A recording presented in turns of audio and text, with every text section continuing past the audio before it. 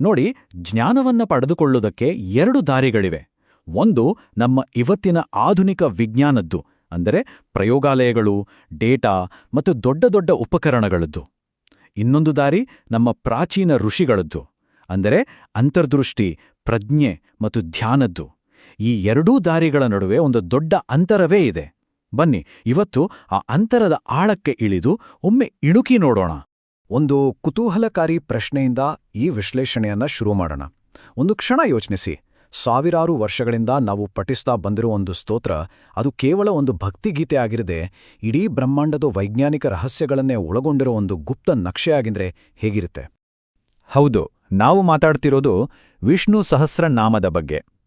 ಇದೊಂದು ವಾದದ ಪ್ರಕಾರ ಇದು ಕೇವಲ ಒಂದು ಪ್ರಾರ್ಥನೆ ಅಲ್ಲ, ಬದಲಿಗೆ ಭೌತಶಾಸ್ತ್ರ, ಗಣಿತ ಹಾಗೂ ಬ್ರಹ್ಮಾಂಡದ ರಚನೆಯ ಬಗ್ಗೆ ಆಳವಾದ ಜ್ಞಾನವನ್ನ ತನ್ನೊಳಗೆ ಅಡಗಿಸಿಟ್ಟಿರೋ ಒಂದು ಸಂಕೇತಗಳ ಭಂಡಾರವಂತೆ.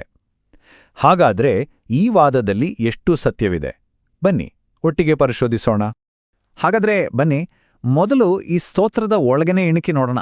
ಇದರ ಪದಗಳಲ್ಲಿ ಏನಾದರೂ ಸಾಕ್ಷಿ ಸಿಗುತ್ತಾ? ಇದನ್ನೊಂದು ಕಾಸ್ಮಿಕ್ ಸೈಫರ್, ಅಂದ್ರೆ ಬ್ರಹ್ಮಾಂಡದ ಗುಪ್ತ ಸಂಕೇತ ಅಂತ ಕರಿಬೋದಾ? ಸರಿ, ಈ ಸ್ಲೈಡ್ನಲ್ಲಿರೋ ಹೋಲಿಕೆ ನಿಜವಾಗ್ಲೂ ತಲೆ ತಿರುಗಿಸೋ ಅಂತ ಇದೆ.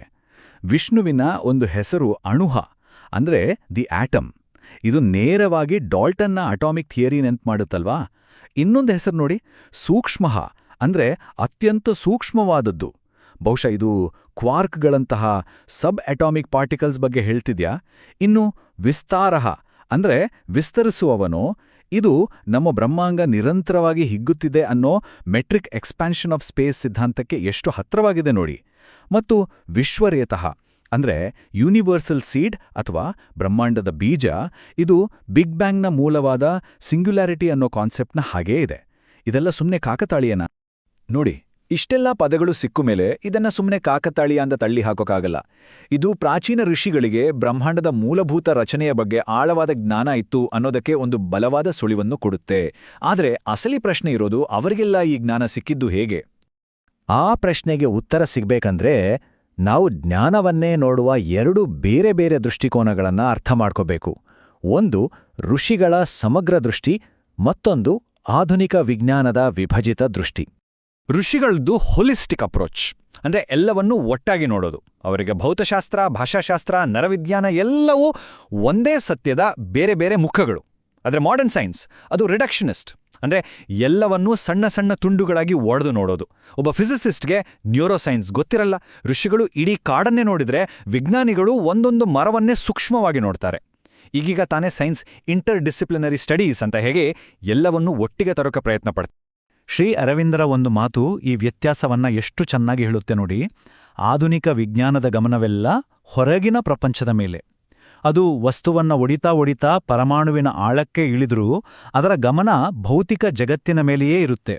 ಜ್ಞಾನದ ಮೂಲವಾಗಿರಬಹುದಾದ ಆಂತರಿಕ ಪ್ರಪಂಚವನ್ನ, ಅಂದ್ರೆ ನಮ್ಮ ಪ್ರಜ್ಞೆಯ ಆಳವನ್ನ ಮುಟ್ಟೋಕೆ ಅದು ಇನ್ನೂ ಹಿಂಜರಿಯುತ್ತೆ. ಹಾಗಾದ್ರೆ ಲ್ಯಾಬ್ ಇಲ್ಲ, ಟೆಲಿಸ್ಕೋಪ್ ಇಲ್ಲ, ಈ ಋಷಿಗಳು ಇಷ್ಟೆಲ್ಲ ಜ್ಞಾನವನ್ನ ಹೇಗೆ ಪಡ್ಕೊಂಡ್ರು?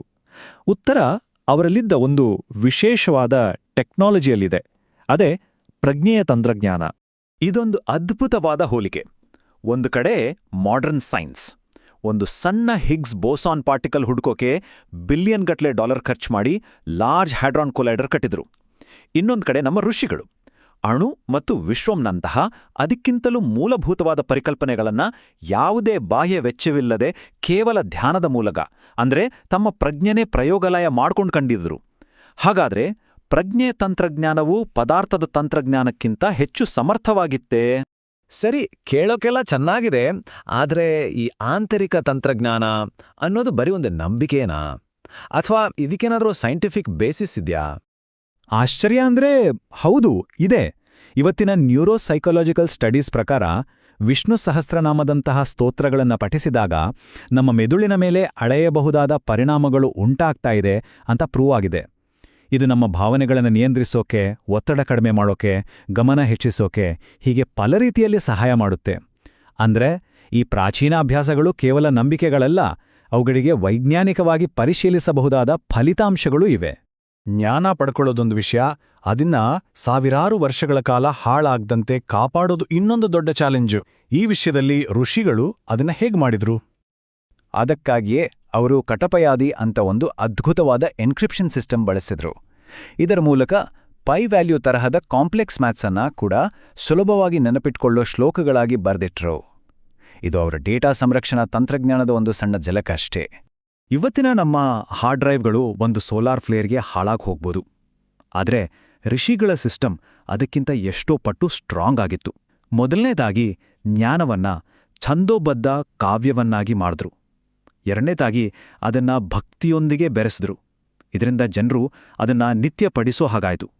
ಮೂರನೇದಾಗಿ ಶ್ರುತಿ ಅಂದ್ರೆ ಕೇಳಿ ನೆನಪಿಟ್ಕೊಳ್ಳುವ ಸಂಪ್ರದಾಯದ ಮೂಲಕ ತಲೆಮಾರುಗಳಿಗೆ ವರ್ಗಾಯಿಸಿದ್ರು. ಎಂಥ ಅದ್ಭುತವಾದ ಡೇಟಾ ಸ್ಟೋರೇಜ್ ಸಿಸ್ಟಮ್ ಅಲ್ವಾ? ಕೊನೆಯದಾಗಿ ಮಾಡರ್ನ್ ಫಿಸಿಕ್ಸ್ ಇವತ್ತಿಗೂ ತಲೆ ಕೆಡಿಸ್ಕೊಂಡಿರೋ ಒಂದು ದೊಡ್ಡ ಸಮಸ್ಯೆಯನ್ನ ಋಷಿಗಳ ದೃಷ್ಟಿಯಿಂದ ನೋಡೋಣ ಬನ್ನಿ. ಕ್ವಾಂಟಮ್ ಫಿಸಿಕ್ಸ್ನಲ್ಲಿ ಅಬ್ಸರ್ವರ್ ಪ್ರಾಬ್ಲಮ್ ಅಂತ ಒಂದಿದೆ. ಸಿಂಪಲ್ ಆಗಿ ಹೇಳೋದಾದ್ರೆ, ನಾವು ಒಂದು ವಸ್ತುವನ್ನ ನೋಡಿದ ತಕ್ಷಣ ಅದರ ಗುಣನೇ ಬದಲಾಗಿ ಬಿಡುತ್ತೆ. ಇದರ ಅರ್ಥ ನೋಡುವವನು ಅಂದ್ರೆ ವೀಕ್ಷಕನು ಯಾರು ಮತ್ತು ಅವನು ವಾಸ್ತವದ ಮೇಲೆ ಹೇಗೆ ಪ್ರಭಾವ ಬೀರುತ್ತಾನೆ ಅನ್ನೋದೇ ಒಂದು ದೊಡ್ಡ ಪ್ರಶ್ನೆ. ಈ ಒಗಟಿಗೆ ಋಷಿಗಳು ಸಾವಿರಾರು ವರ್ಷಗಳ ಹಿಂದೆ ಉತ್ತರ ಕೊಟ್ಟಿದ್ರು ಅಂತ ಹೇಳಲಾಗುತ್ತೆ. ಸಹಸ್ರನಾಮದಲ್ಲಿ ವಿಷ್ಣುವನ್ನು ಕ್ಷೇತ್ರಜ್ಞ ಅಂತ ಕರೆಯಲಾಗಿದೆ. ಅಂದ್ರೆ ಕ್ಷೇತ್ರವನ್ನು ಬಲ್ಲವನು ಅಥವಾ the nowhere of the field. ಅವರ ಸಿದ್ಧಾಂತದ ಪ್ರಕಾರ ಪ್ರಜ್ಞೆ ಅನ್ನೋದು ಈ ಯೂನಿವರ್ಸ್ನ ಒಂದು ಬೈ ಪ್ರಾಡಕ್ಟ್ ಅಲ್ಲ. ಬದಲಿಗೆ ಈ ಇಡೀ ಯೂನಿವರ್ಸೇ ಪ್ರಜ್ಞೆಯ ಒಳಗೆ ನಡೀತಾ ಇರೋ ಒಂದು ಅನುಭವ. ಇಲ್ಲಿ ವೀಕ್ಷಕನು ಸಮಸ್ಯೆಯಲ್ಲ, ವೀಕ್ಷಕನೇ ಸಮಸ್ತದ ಆಧಾರ. ಅಂದ್ರೆ ಅಂತಿಮ ಸತ್ಯ ಅನ್ನೋದೇ ಶುದ್ಧ ಪ್ರಜ್ಞೆ. ಅದು ಎಲ್ಲೆಲ್ಲೂ ಇದೆ, ಎಲ್ಲದರಲ್ಲೂ ಇದೆ. ವಸ್ತುವಿಂದ ಪ್ರಜ್ಞೆ ಬಂದಿದ್ದಲ್ಲ, ಪ್ರಜ್ಞೆಯಿಂದಲೇ ವಸ್ತು ಅಸ್ತಿತ್ವಕ್ಕೆ ಬಂದಿರೋದು. ಇದು ಇವತ್ತಿನ ವಿಜ್ಞಾನದ ದೃಷ್ಟಿಕೋನಕ್ಕೆ ಸಂಪೂರ್ಣವಾಗಿ ವಿರುದ್ಧವಾದರೂ ಅತ್ಯಂತ ಆಳವಾದ ಒಂದು ಚಿಂತನೆ. ಹಾಗಾಗಿ ಈ ವಿಶ್ಲೇಷಣೆಯ ಕೊನೆಯಲ್ಲಿ ಒಂದು ಪ್ರಶ್ನೆ ಮೂಡುತ್ತೆ.